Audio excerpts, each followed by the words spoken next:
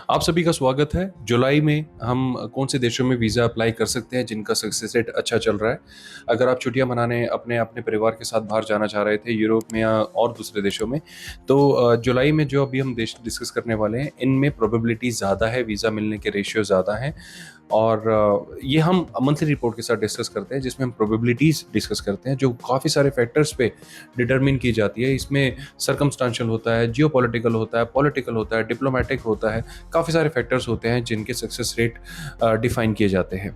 तो ऐसे 8 देश हैं जो आप जुलाई में कंसीडर कर सकते हैं। नंबर 5 पे टाई है कनाडा एंड फ्रांस। अगर आप पुराने दर्शक हैं हमारे तो आप जानते होंगे कनाडा हमारी लिस्ट में पहले नंबर 1 पे चल रहा था, अब ये नंबर 5 पे आ गया।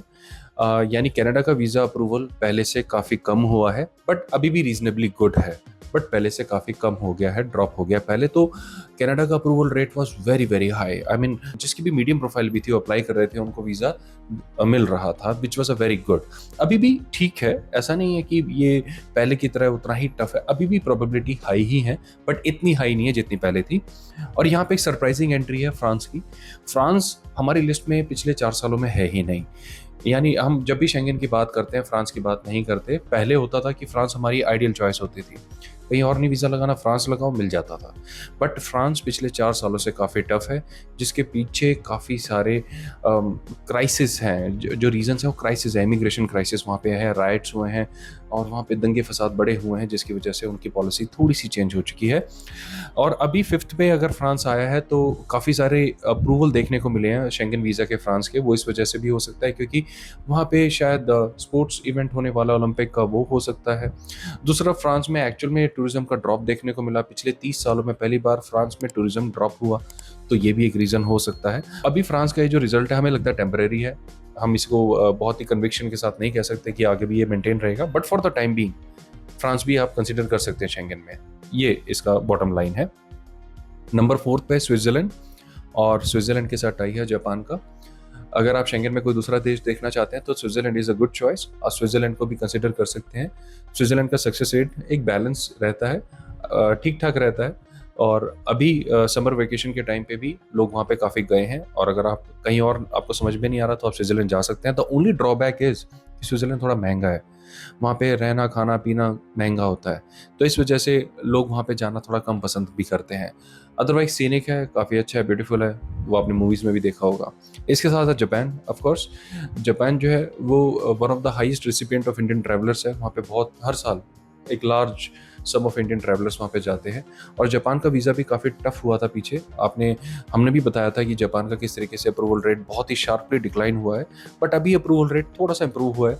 मैं ऐसा नहीं कह सकता कि बिल्कुल ही हर एक को वीज़ा मिलेगा, बट लेकिन अगर आपकी गुड प्रोफाइल है, अबव एवरेज प्रोफाइल है, तो इट्स वर्थ कंसिडरिंग कि आप जापान कंसिडर कर सकते हैं। नंबर 3 पे है यूके, राइट। यूके जो कि हमेशा ही हमारी लिस्ट में होता ही है, टॉप 10 में रहता ही रहता है। उसके पीछे रीज़न है कि इतना बड़ा डायस्पोरा है इंडिया का, वहाँ पे इंडियंस इतने सारे रहते हैं कि कोई ना कोई यहाँ पे हर दूसरा बंदे का कोई ना कोई मेंबर यूके में होता ही है, तो वो विजिट करते रहते हैं। तो एक ये भी रीज़न है कि यूके जो है लिस्ट में बना रहता है। पीछे 2 ऐसे सर्कमस्टांसेस हैं जिसमें यूके नंबर 1 पे चला है, यानी बहुत वीज़ा दिए हैं, और एक बार ऐसा सर्कमस्टांस भी आया कि यूके बहुत ही स्ट्रिक्ट हो गया था, वीज़ा आ ही नहीं रहे थे। तो अगर आप जुलाई की बात करें तो यूके वीज़ा मिलने की प्रोबेबिलिटीज़ आर वेरी हाई, तो आप अप्लाई कर सकते हैं। नंबर 2 पे टाई है स्पेन और यूएस का, राइट। यूएस नंबर 1 था हमारी लिस्ट में पहले, अब ये ड्रॉप होकर 2 पे आ चुका है। यानी यूएस के जो रिजल्ट है अब उतने अच्छे नहीं हैं जितने पहले थे, अब रिफ्यूज़ल भी आने लगे हैं। बट ये अभी भी लिस्ट में बना हुआ है क्योंकि कोरोना से पहले से तो फिर भी फार बेटर है। कोरोना से पहले तो 50-50 सक्सेस रेट रहता था, अभी इट्स गुड। लाइक हमें लगता है 60 to 70% अप्रूवल रेट अभी भी मेंटेन्ड है। हाँ, जो 80+ चल रहा था वो नहीं है।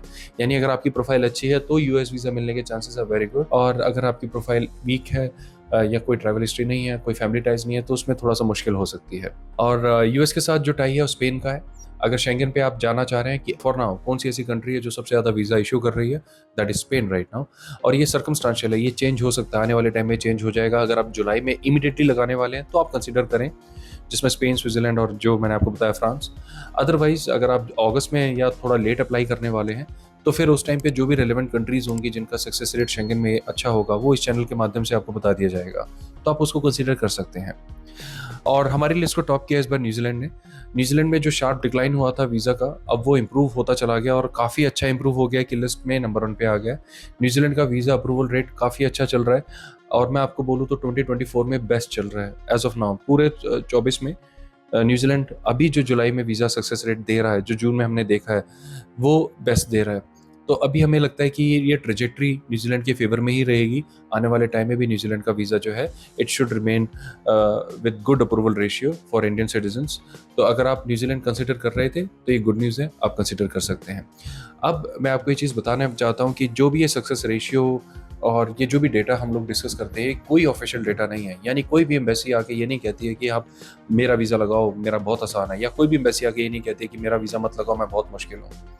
ये सिर्फ हमारी जो अपनी पर्सनल R&D होती है, या हमारे जो पर्सनल रिजल्ट्स आते हैं, या हमारे जो ट्रैवल पार्टनर्स हैं उनके जो फीडबैक्स आते हैं वीज़ा को रिलेटेड लेके, उसके बेस पे बनाई हुई होती है। और ये भी काफ़ी हमारी कोशिश रहती है जितनी सटीक हो सके इन्फॉर्मेशन सटीक रहे।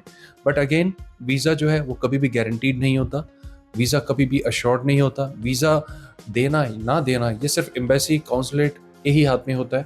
और वीज़ा मिल जाए तो उसके बाद इमिग्रेशन एक अदर पॉइंट होता है जो आपको काम करना चाहिए।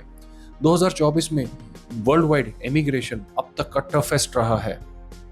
आप अगर रेगुलर ट्रैवलर हैं और आपने कोरोना से पहले 2016-17 में ट्रैवल किया, या कोरोना के जस्ट बाद 21-22 में भी ट्रैवल किया, वो सिचुएशन फिर भी ठीक थी। बट 24 में अगर आप ट्रैवल करेंगे तो आप देखेंगे इमिग्रेशन पूरी दुनिया में हर जगह सख्त ही है।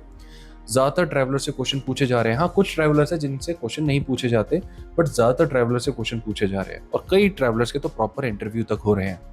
तो इसलिए आप इमिग्रेशन की पूरी तैयारी करके जाएं, क्योंकि वीज़ा मिलने का मतलब ये नहीं होता कि वहाँ पे एंट्री मिल जाएगी। हमने इमिग्रेशन के ऊपर बहुत डिटेल्ड में एनालिसिस दिया हुआ है। आप इस चैनल पे अगर जुड़े हुए हैं तो इस चैनल पे आपको ढेरों ऐसी इन्फॉर्मेशन मिलेगी जो वीज़ा, इमिग्रेशन, PR, TR वगैरह सारी चीज़ों के बारे में आपको बेसिक जानकारी देती रहेगी। इनफैक्ट इन डेप्थ एक्सपर्टीज़ भी आपको मिलती रहेगी, उससे एक्सपर्टीज़ नॉलेज भी मिलती रहेगी। तो मुझे उम्मीद है कि इस वीडियो के थ्रू आपको काफ़ी सारी इंसाइटफुल इन्फॉर्मेशन मिली होगी। अगर आप इनमें से किसी भी देश का वीज़ा लगाना चाहते हैं, आप हमें कॉन्टैक्ट कर सकते हैं। अदरवाइज़ कुछ समय बिताइए इस चैनल पे। इस चैनल के कुछ वीडियोज़ देखने के बाद आप वीज़ा लगाना खुद ही सीख जाएंगे।